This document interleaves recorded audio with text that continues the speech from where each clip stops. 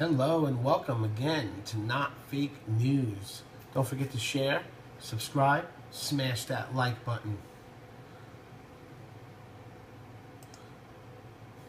I'm not going to work with the Republicans until they start acting like adults. Yeah, that's kind of what it feels like. All right, we have a bunch of breaking stories to get into right now. Just a slew of them. So I'm going to start right now. Let's do this. Huge health insurance company just endorsed Senate GOP's health care bill. Anthem breaks with other insurers, endorses Senate GOP health care bill. Health insurance giant Anthem Incorporated endorsed Senate GOP's health care legislation on Monday. Says it believes the bill will stabilize the individual market. The endorsement comes as doctors, hospitals, patient groups, and even other health plans have slammed the legislation as harmful, and outside experts have warned it could destabilize the individual marketplace. While we believe the Senate decision draft will markedly improve the stability of the individual market and moderate premium increases, because it appropriates billions of dollars in short-term funding to shore up the exchanges, provides cost-sharing reduction funds, and eliminates the tax on health insurance plans, Anthem said in a statement. I think it sounds great. Anything Trump's going for right now, I'm with him. Makes a lot of sense what he's doing. CNN reporter loses it after cameras were turned off during a press briefing. CNN reporter Jim Acosta cries and complains to White House Press Secretary Sean Spicer today over cameras not being allowed at the briefing. Spicer conducted the audio-only briefing this afternoon. Acosta began to interject with a follow-up question as another reporter started to speak. "There are no cameras on, Jim," Spicer said. What's this?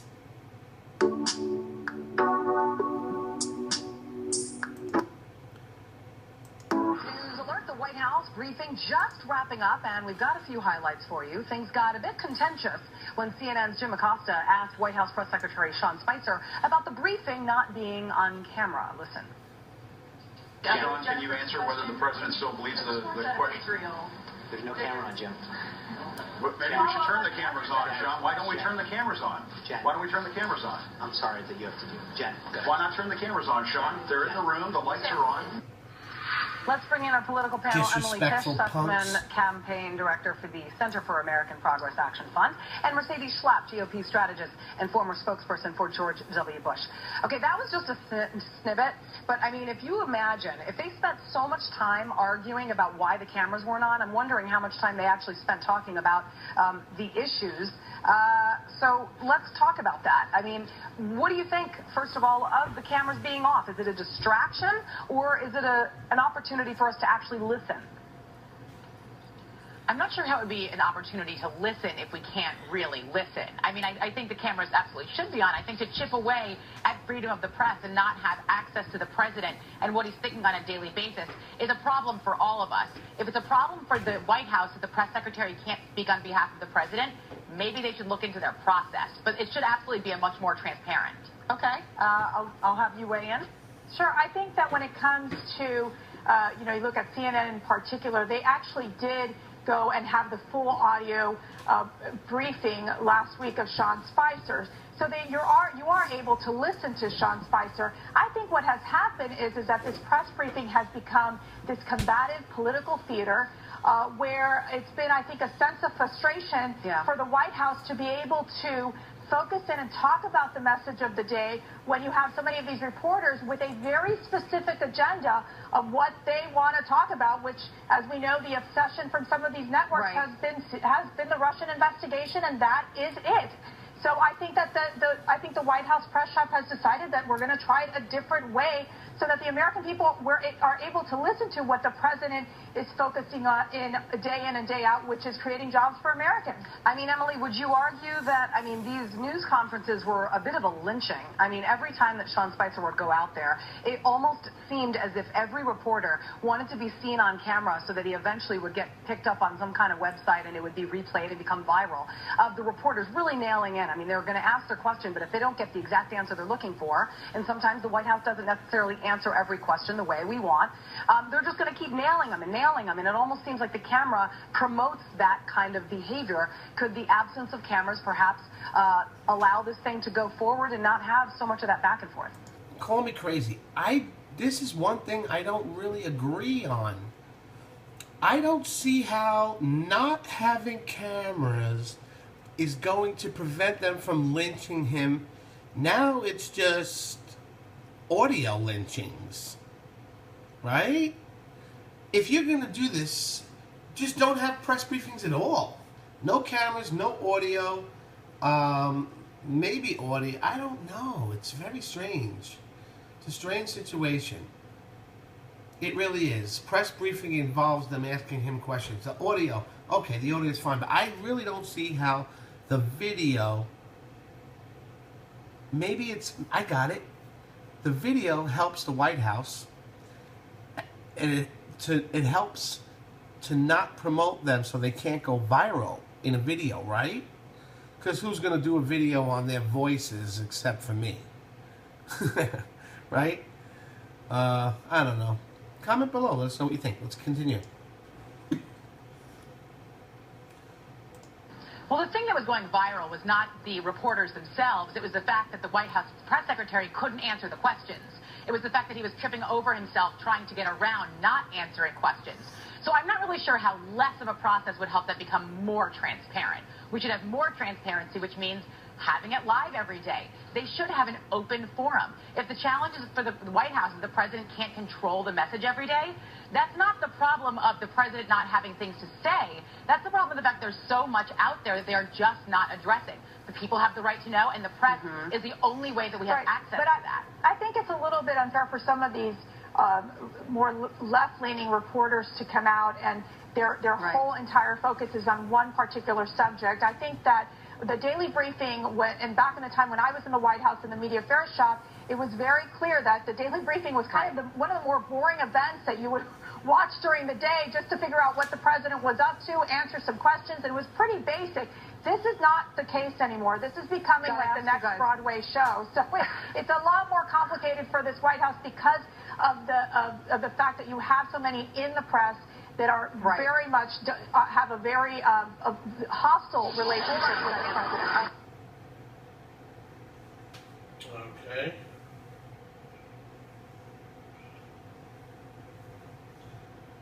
Okay. All right. That was good. Next. Let's go to the top so we can read it later. UN ambassador tried to attend a gay pride parade, and look what happened to her. The U.S. ambassador to the UN, Trump's UN ambassador. The U.S. ambassador to the UN, Nikki Haley, was booed on Sunday while attending a gay pride parade in New York with her teen son.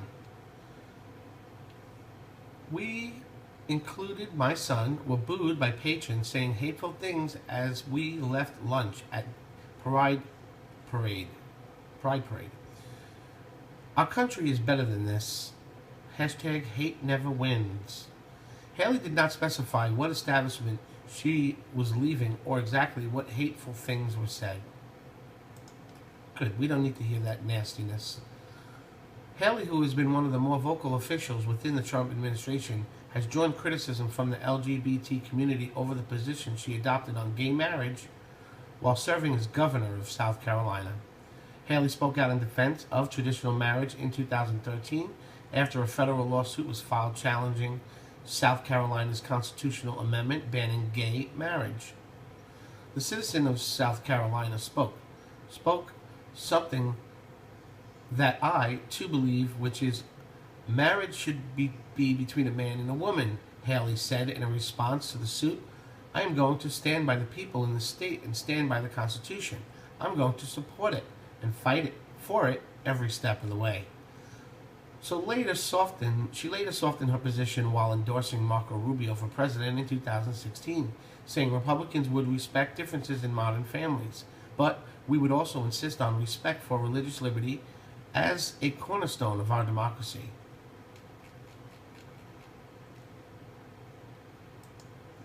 Anti-Trump liberal feminist group just did the stupidest protest ever. That's hard to beat, right? What does it say?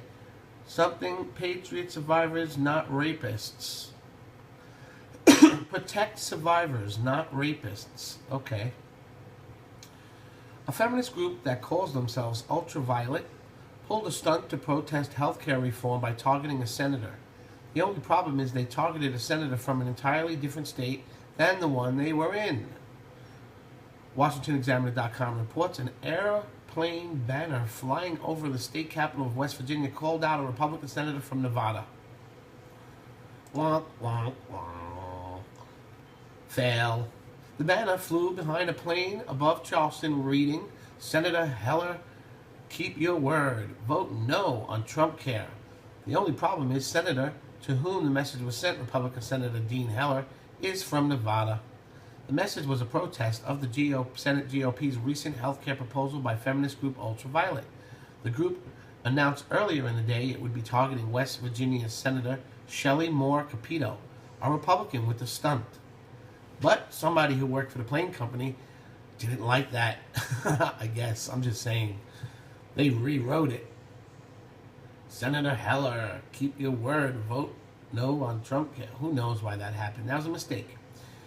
Charleston WB looks to the skies and asks, who's Senator Heller? What the hell is Heller doing on there? Hell, what the hell? Probably not the reaction organizers were seeking. It's Senator Capito, guys.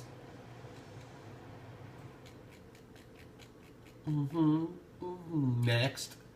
This President Trump tweet aged very well after Supreme Court ruling yesterday. First, the Ninth Court rules against the ban, and now it's again on sanctuary cities. Both ridiculous rulings. See you in the Supreme Court. This aged well. Donald Trump Jr. Hashtag winning. Hashtag MAGA. Donald Trump.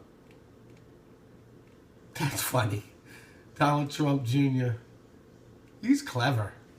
He is clever. Chicago travel ban? What? The Dems are running Chicago into the ground. Please share and comment if you think it's time for a change.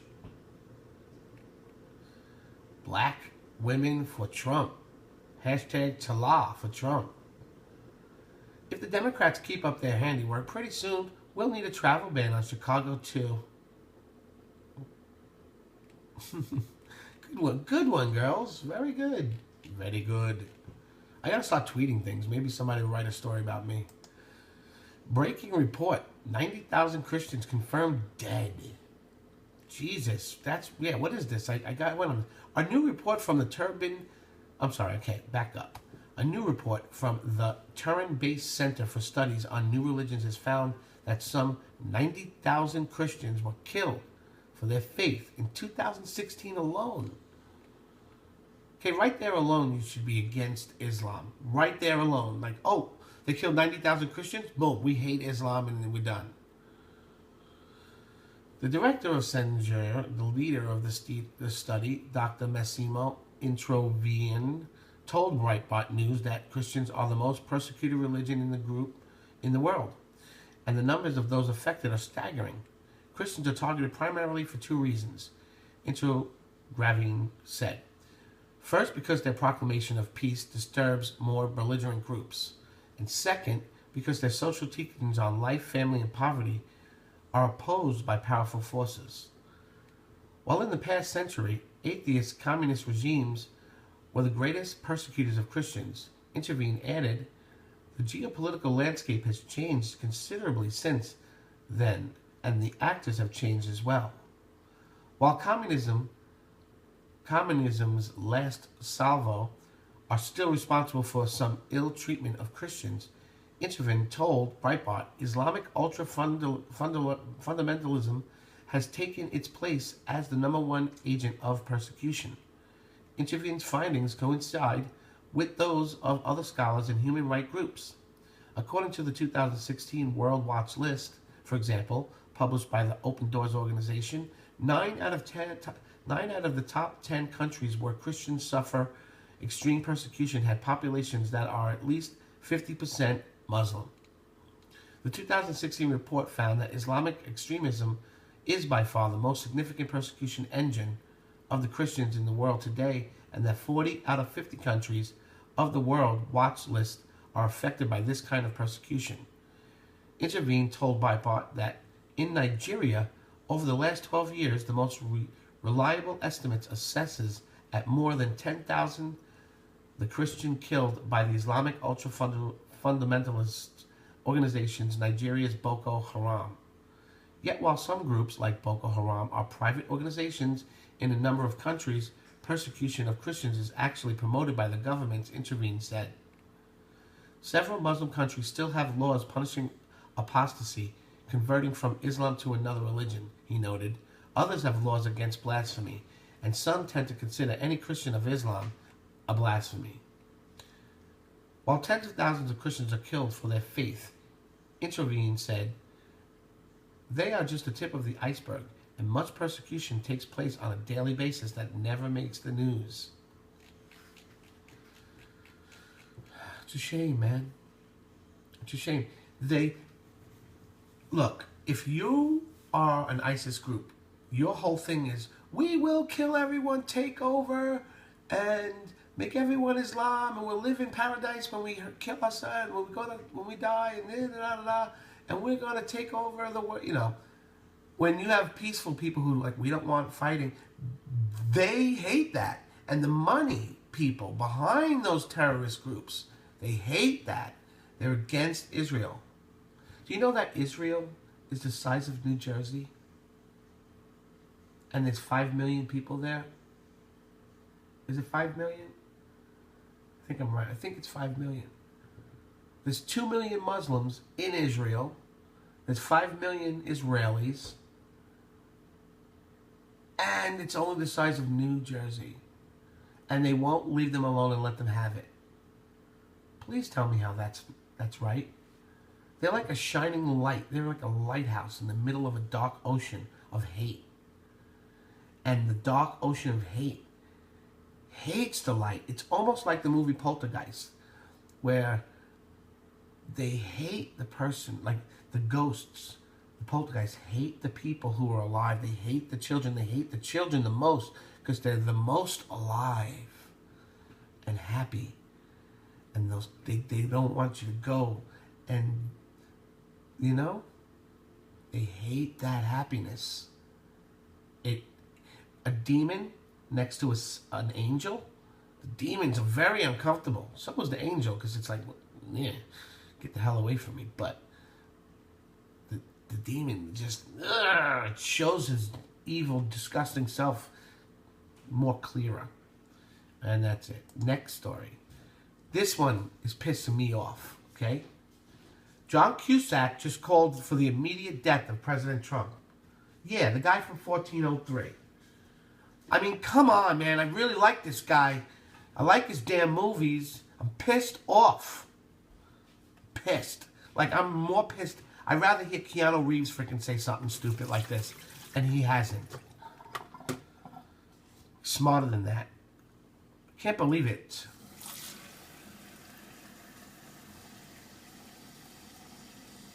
Liberals are obsessed with hate, violence, and death. Since losing the 2016 election, liberals have gone from crying to hissy fit threats and then shooting, where a GOP congressman was nearly killed by a rabid anti-Trump Bernie pro. Since the Virginia shooting, celebrities have upped the hateful rhetoric, right? Only makes sense that we should do the complete opposite of what a normal person would do. And have been blowing dog whistles for unhinged, angry, and low-life info-liberals who believe the fake news is being pumped out of the lying liberal media. They believe it. They're believing it. They're still believing it. Recently, B-list actor Johnny Depp, I don't know, see, they're trying to say he's a B-list. Come on, that guy's A-list. So is John Cusack, but you know what? You suck, the both of you. Anyway. Hey, maybe I'm wrong. Maybe they are on these lists and they're B and D. Who knows? Anyway. Recently, B-list actor Johnny Depp issued an assassination threat to President Trump, and after that was forced to apologize. I heard he's in trouble and he might get charged. I don't know if I have that story here, but you heard it here first. Next up, D-list John Cusack, who's tweeting out dark images with death threats as a message for Trump. Editor's update: looks like Cusack deleted his original tweet, but the bad news for him is screenshots are forever. Yeah, dingbat. He deleted it.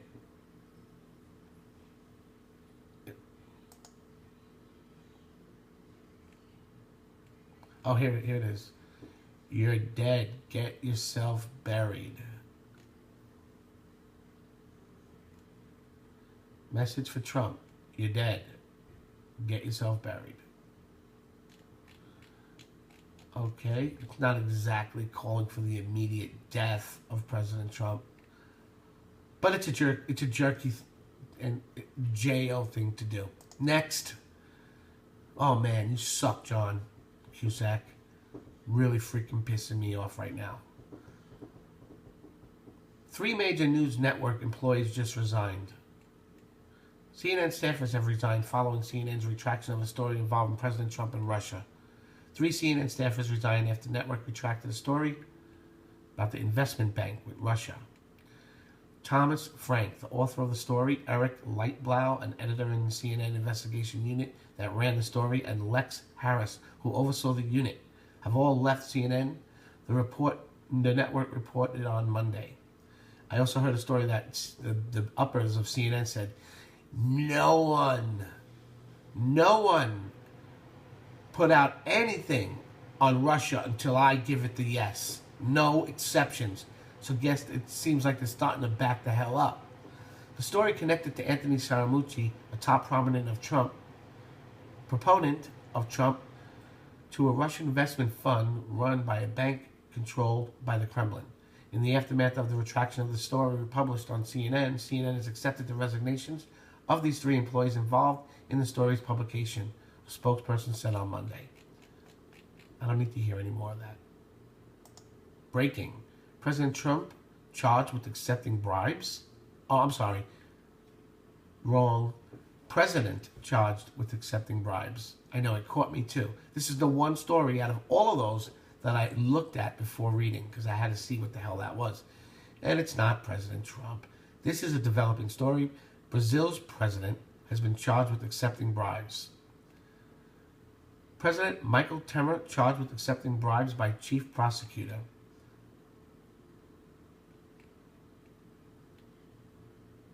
Hey, want $1 million? I don't know if that's Brazil's president. Looks like he kind of could be. Or the lawyer. I don't know. But guess what? That's the last story. I told you we had a lot. Thanks for watching. Hope you enjoyed this episode of Not Fake News. Don't forget to share, subscribe, smash that like button. And also when you subscribe, you got to hit the bell. Click that little box that says allow notifications. Or else it doesn't work and we can't, send you the breaking stories as they come out. Also, you're the first to hear this. We're going to be coming out with a site very soon. In about a month. So, I'll let you know what's up with that.